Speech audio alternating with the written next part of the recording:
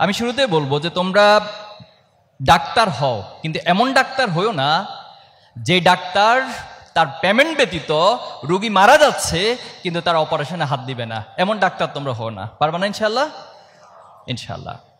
তোমরা এমন ইঞ্জিনিয়ার হও না যে ইঞ্জিনিয়ার বাংলাদেশ থেকে কোটি কোটি টাকা তার ইঞ্জিনিয়ারিং দিয়ে নিজের পকেটে নিয়ে নেয়, এমন ইঞ্জিনিয়ার তোমরা হও না। তোমরা এমন শিক্ষক হইও না। আমরা জানি পরিমল নামে একজন শিক্ষক খুব ভাইরাল হয়েছিল। অভিভাবক সে শিক্ষকের কাছে তার সন্তানকে পাঠিয়েছিলেন জ্ঞান অর্জনের জন্য, নৈতিকতা অর্জনের জন্য, কিন্তু সেই শিক্ষক তার ছাত্রীকে অশ্লীলতা শিখিয়েছে এবং সেখানে তার উপর নির্যাতন চালিয়েছে। আমরা এমন শিক্ষক হব না। কিছুদিন আগে মাইলস্টোন কলেজের আমাদের সম্মানিত ম্যাম মেহেরিন ম্যাম, তোমরা হয়তো দেখেছ, তিনি ইচ্ছে করলে নিজেকে বাঁচিয়ে রাখতে পারতেন আগুন থেকে, কিন্তু তিনি 17 জন, যেটা অনেকগুলো বর্ণনা এসেছে, 17 জন শিক্ষার্থীকে আগুন থেকে বাঁচাতে গিয়ে লাস্টে তিনি নিজেই মৃত্যুবরণ করতে হয়েছে। আমরা এমন শিক্ষক, এমন মানবিক শিক্ষক হওয়ার জন্য তোমাদেরকে আজকে অনুরোধ করতে চাই। তোমরা ব্যবসায়ী হবা, এমন ব্যবসায়ী হও না। আমি নাম নিতে বাধ্য হচ্ছি। তোমাদের এই চট্টগ্রামের একটা কোম্পানি আছে, এসালাম কোম্পানি, ইসলামী ব্যাংককে পুরো লুটপাট করে ধ্বংস করে দিয়েছে। যে ব্যাংকটা ছিল বাংলাদেশের টপ পজিশন, শুধু বাংলাদেশের টপ পজিশন ছিল না, পুরো ওয়ার্ল্ড ব্যাংকিং সেক্টরে একটা সুনামের সাথে অবস্থান তৈরি করেছিল। আজকে অথচ সেই ইসলামী ব্যাংক একটা বিপর্যস্ত অবস্থায় নিপতিত হয়েছে। এখান থেকে লুটপাট সব করে নিয়েছে। তোমরা মীর কাশেম আলী ভাইয়ের নাম শুনেছ? নাম শুনেছ? শহীদ মীর কাশেম আলী, ইসলামী ছাত্র শিবিরের প্রথম কেন্দ্রীয় সভাপতি।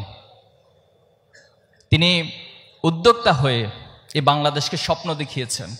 বাংলাদেশের অনেক গুরুত্বপূর্ণ প্রতিষ্ঠানগুলো তৈরি করেছেন, যার মধ্য দিয়ে লক্ষ লক্ষ মানুষের কর্মসংস্থানের ব্যবস্থা হয়েছিল। তিনি ইসলামী ব্যাংকের মতো প্রতিষ্ঠানকে লিড করেছেন।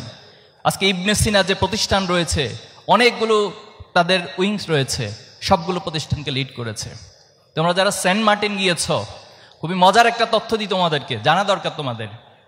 এই সেন্ট মার্টিন নিয়ে মীর কাশেম আলী ভাই স্বপ্ন দেখেছেন। একটা সময় ট্রলারে করে টেকনাফ থেকে সেন্ট মার্টিন যাওয়া হতো, কিন্তু উনি ট্রলারে করে দেখলেন যে এটা খুব রিস্কি একটা পজিশন তৈরি করে, অনেক মানুষের মধ্য দিয়ে নিহত হয়, সাগরে ডুবে যায়।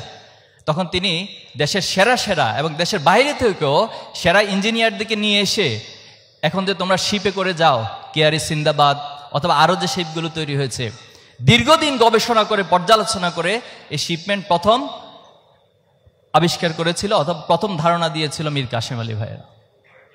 আজকে তোমরা বান্দরবন যাও অনেকে ঘুরতে, এখনো সেখানে একটা অস্থিরতাময় পরিবেশ তৈরি হচ্ছে। এই বান্দরবন, রাঙামাটি, খাগড়াছড়ি, এই টোটাল রিজনটা পর্যটন শিল্পে যে এত বেশি ভূমিকা রাখতে পারে, এটা মীর কাশেম আলী ভাইরা চিন্তা করেছে দেখেই বাংলাদেশে আজ এই অঞ্চল থেকে পর্যটনের একটা বড় আয় তারা করতে পারে বাংলাদেশ।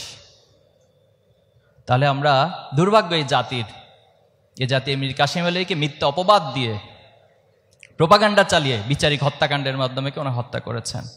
তা আমরা এমন ব্যবসায়ী হব যার মধ্য দিয়ে আমরা সৎ হব এবং পুরো সমাজকে আমরা আলোকিত করব, কর্মসংস্থানের ব্যবস্থা করব। তোমরা পুলিশ হতে চাও নাই কেউ, কিন্তু বাংলাদেশকে পরিচালনার জন্য কিছু পুলিশ হওয়া দরকার। কিন্তু তোমরা এমন পুলিশ হইও না, এই যে হারুনের হোটেল আমরা দেখেছি না দীর্ঘদিন যাবৎ, এখন আর তারা নাই। এবং একটা পুলিশ আন্দোলনের সময় বলছিল, এই ভিডিও তোমরা দেখেছ, যে স্যার গুলি করি একটা মরে একটা যায়, বাকিটি যায় না। কত নির্মমতা।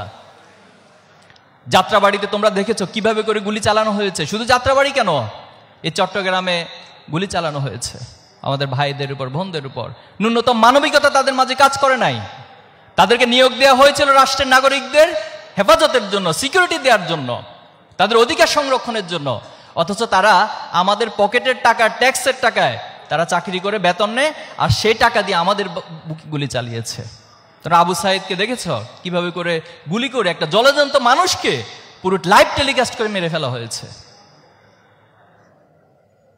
আমরা চাই তোমাদের মধ্য থেকে আগামী দিনে সৎ পুলিশ অফিসার তৈরি হবে, যারা এই দেশকে সত্যিকার অর্থে এই পুলিশিং সিস্টেমটাকে আমূল একটি পরিবর্তন করবে ইনশাআল্লাহ। তোমরা সেনাপ্রধান হও, এমন সেনাপ্রধান হইও না যারা 1-11 জন্য দায়ী ছিল এবং 1-11 করে বাংলাদেশে আধিপত্যবাদকে স্থায়ী করেছিল, বাংলাদেশকে পরাশক্তির হাতে তুলে দিয়েছিল, এই বাংলাদেশ স্বাধীনতা সার্বভৌমত্বকে নষ্ট করেছিল। তোমরা এমন সেনাপ্রধান হইও না, বরং তোমরা এমন সেনাপ্রধান হবা যে আমার দেশের সীমান্তে যদি বাহিরের কোনো রাষ্ট্র গুলি করতে হয় তাকে 1000 বার চিন্তা করতে হবে।